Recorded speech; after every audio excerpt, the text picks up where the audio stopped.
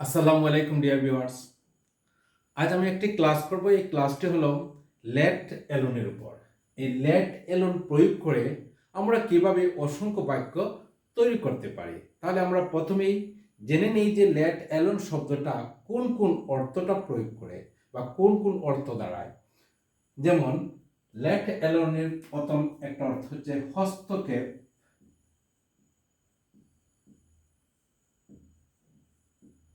হস্তক্ষেপ না করা, হস্তক্ষেপ না করা। এরপর হচ্ছে দূরের কথা, দূরের কথা অথবা উল্লেখ না করা,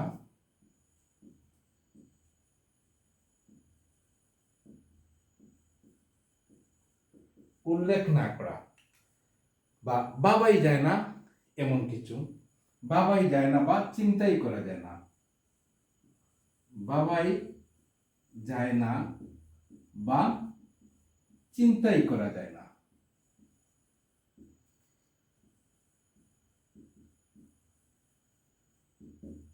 এই ধরনের অর্থ যখন বলা হয় তখনই আমরা লেট এলোন শব্দটা ব্যবহার করি। এখন আমি বাক্য প্রয়োগের মাধ্যমেই তা দেখিয়ে দেব। যেমন আমি বললাম the old man, the old man, the old man cannot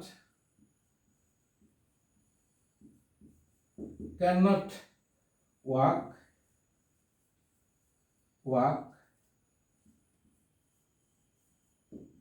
let alone run, let alone run। তাহলে আমরা এর অর্থটা হলো the old man cannot walk, বৃদ্ধ লোকটি হাঁটতে পারে না, দৌড়ানো তো দূরের কথা বা দৌড়ানো দূরের কথা।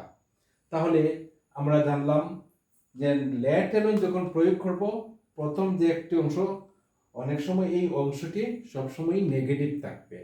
তাহলে the old man can not walk, বৃদ্ধ লোকটি হাঁটতে পারে না, লেট এলোন রান, দৌড়ানো দূরের কথা। এখন আমি বাক্যটির বাংলা লিখে দিচ্ছি। বৃদ্ধ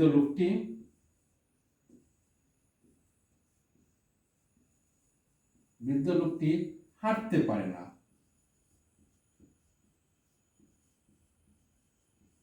হাঁটতে পারে না, দৌড়ানো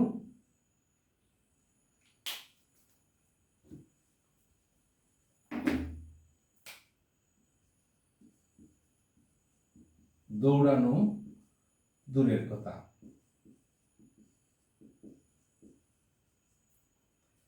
এখন আমি আরেকটি উদাহরণ দেব।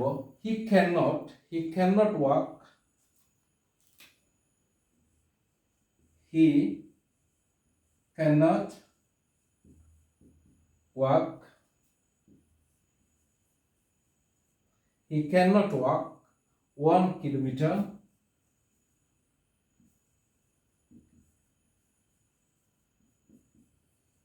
1 কিলোমিটার,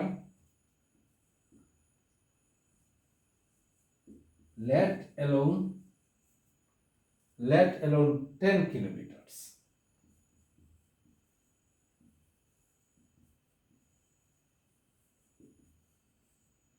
10 kilometers। তাহলে এই বাক্যটির বাংলা কি হবে? হি can not walk 1 kilometre, say 1 kilometre হাঁটতে পারে না, let alone 10 kilometers, 10 কিলোমিটার দূরের কথা। সে 1 কিলোমিটার হাঁটতে পারে না, 10 কিলোমিটার দূরের কথা। তাহলে আমরা জানলাম যে এভাবেই লেট এলোন প্রয়োগ করে আমরা প্রচুর পরিমাণ বা অসংখ্য বাক্য আমরা তৈরি করতে পারি। তাহলে আমরা জানলাম লেট এলোন হস্তক্ষেপ না করা, দূরের কথা বা উল্লেখ না করা, ভাবাই যায় না বা চিন্তাই করা যায় না, এই ধরনের অর্থ যখন আসবে তখনই আমরা লেট এলোন প্রয়োগ করব। আমি আবার বলছি, the old man can not walk, বৃদ্ধ লোকটি হাঁটতে পারে না, লেট এলোন রান, দৌড়ানো দূরের কথা। হি can not walk 1 kilometre, say 1 kilometre হাঁটতে পারে না, সে 1 কিলোমিটার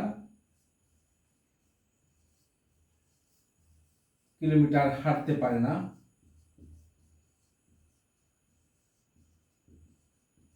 সে 1 কিলোমিটার হাঁটতে পারে না, 10 কিলোমিটার দূরের কথা।